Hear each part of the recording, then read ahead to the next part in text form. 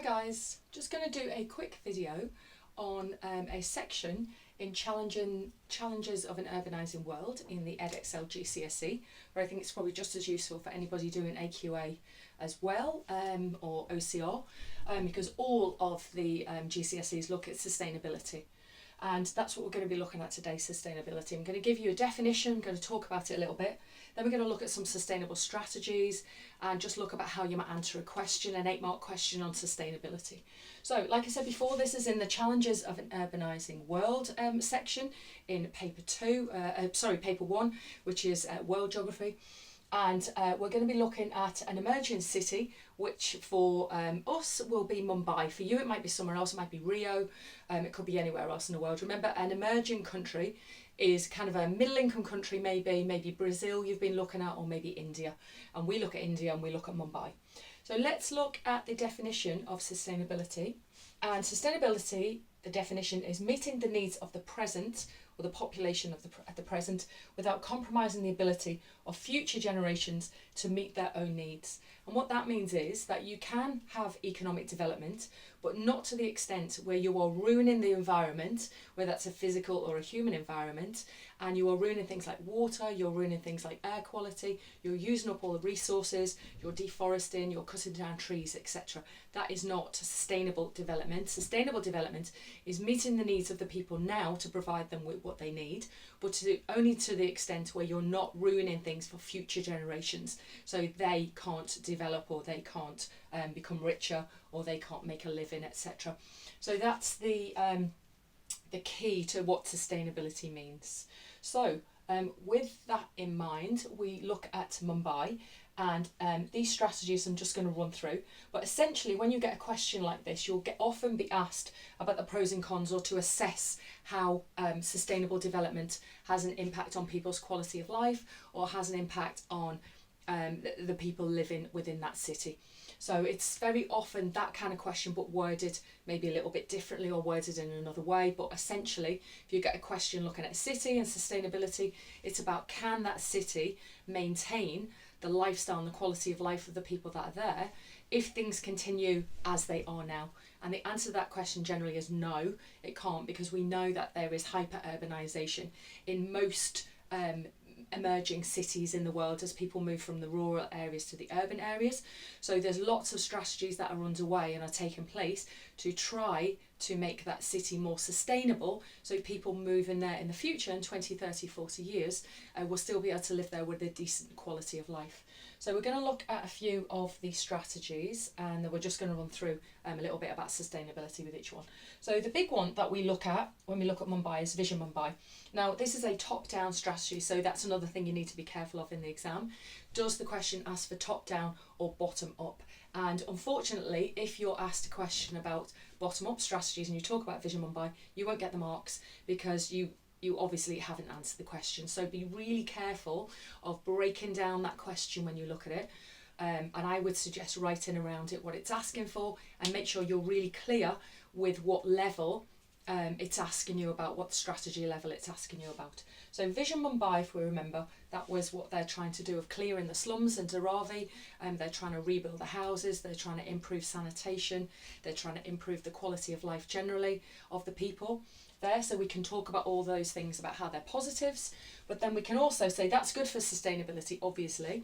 So Vision Mumbai, on the surface of it anyway, is good for sustainability, because it's trying not to compromise the future of people moving to the city, because they'll get houses to live in and they'll get better sanitation. However, the cons of Vision Mumbai, as we know, is that it is not big enough in scale, that there are far too many people moving to the city and there just aren't enough houses. Perhaps affordable housing is a relative term, so many of the very, very poorest that are moving to Mumbai won't benefit from Vision Mumbai. So we could talk about that, and how with hyper-urbanisation, Vision Mumbai is not going to help in the future. Another one that we can often look at is transport improvements, because this has got an impact on air quality and quality of life with health and issues related to health. And we can maybe talk about public transport. Those of you might have looked at Curitiba in Brazil, or other places where we're looking at transport improvements. And this again would be a top down, because it's the government doing it. And those improvements, on the one hand, you could say are helping with sustainability because they're improving air quality, and as a consequence of that they're improving health issues, so there's less respiratory infections, less asthma, less issues with lung issues, that kind of thing, with young and old people perhaps. So that's a pro. But on the negative side, you could say that transport is still maybe expensive, it's not reliable enough, and there's just not enough of it. And also people, if it's not reliable and it's not cheap, then people won't use it.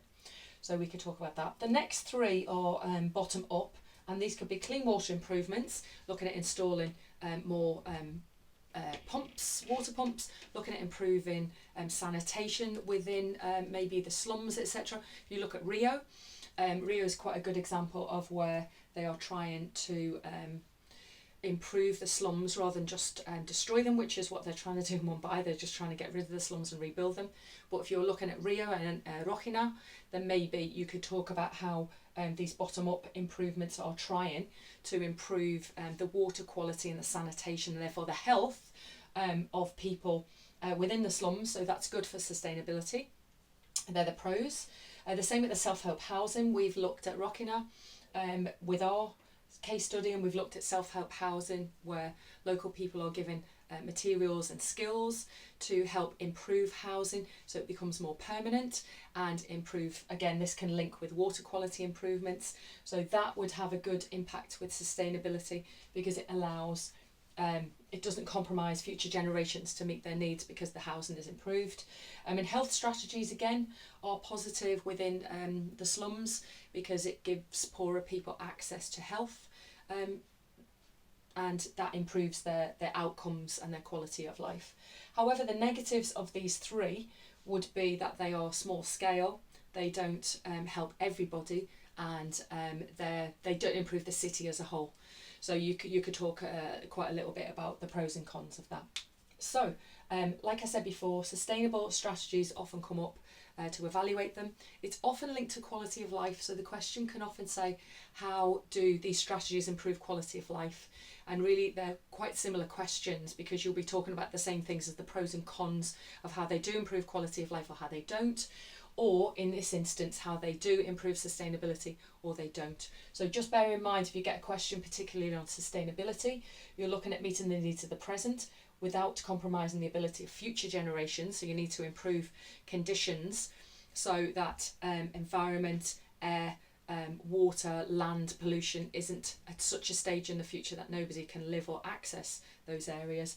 And then if you get a question on quality of life, that it's a similar one, because obviously quality of life, these strategies will help improve quality of life, which is good for sustainability as well. So knowing these strategies and the pros and cons of these will help with several 8-mark questions depending on how it's worded. So it's really worth learning these in quite a lot of detail and learning the pros and cons, but just tweaking the answer a little bit depending on whether you're asked about sustainability or whether you're asked about quality of life in particular.